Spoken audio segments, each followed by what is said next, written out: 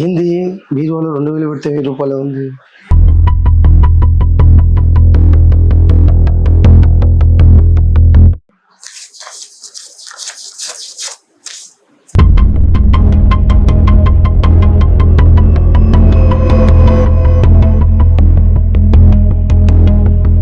రమ్య, మామయ్య చెప్పు మామయ్య. బీరువాలో 2000 పెట్టాను, 1000 రూపాయలే ఉన్నాయి. మిగతా 1000 రూపాయలు ఏమైనాయి? ఆ 1000 రూపాయలు నేనే తీసుకున్నాను మామయ్య. నువ్వు తీసుకున్నావా? నువ్వెలా తీసుకున్నావు? అయినా ఇప్పుడు నీకేంటి అంత అవసరం? అదేం లేదు మామయ్య, ఆన్లైన్లో శారీ చూసానా, చాలా బాగుంది, అందుకే ఆర్డర్ పెట్టేశాను.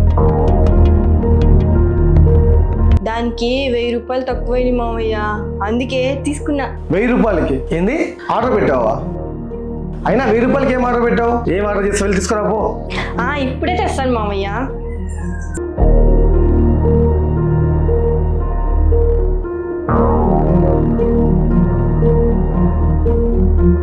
ఇదిగో ఇదే. ఈ చీర అవసరమా? ఎందుకు తీసుకున్నాను అసలు? అయ్యో మామయ్య, మర్చిపోయావా? ఒక వారం తర్వాత మీ ఫ్రెండ్ ఎంగేజ్మెంట్ ఉంది కదా, అందుకే కొనుక్కున్నా మామయ్య. అలాంటివి ఉన్నాయి కదా నీ దగ్గర? బీరువా నిండా నీ బట్టలే ఉన్నాయి, అవి వేసుకోవచ్చు కదా, ఎందుకు మళ్ళీ ఇవన్నీ కొంటున్నావు? అదొక్కటే తక్కువ, వేసుకున్నవి ఎన్నిసార్లు వేసుకోవాలి? ఒక్కో చీర 2 సార్లు కట్టుకున్నంత మాత్రాన మళ్ళీ కట్టుకున్నట్లు అనిపిస్తుందా? అవును. నీకేమైనా పిచ్చా? ఈ డబ్బులు ఎందుకు ఎత్తి పెట్టాలి సార్ నీకు? పోయిన నెల ఇంటి బాడి కట్టడానికి తన్నలు తీసుకున్నానే, వాళ్ళ కట్టడానికి. ఇప్పుడు నేను తన్నలు కట్టడానికి 1000 రూపాయలు తక్కువ అయింది. ఎవరిస్తారు నాకు? 1000 రూపాయలే కదా తక్కువ, ఏముంది 2 రోజుల తర్వాత ఇవ్వండి, అంతే కదా.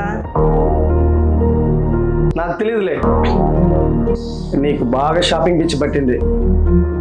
చూడు రమ్య, డబ్బులు ఖర్చు పెట్టడం తగ్గించుకో.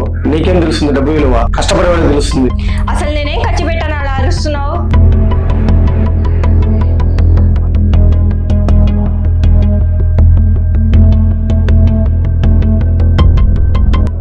నీకు చెప్పే బదులు కొట్టుకోవడం మీరు. మామయ్య, ఎక్కడికి వెళ్తున్నావు? టిఫిన్ తినేసెళ్ళు. నా కడుపు నిండిపోయిందిలే, నీ కడుపు చూసుకో.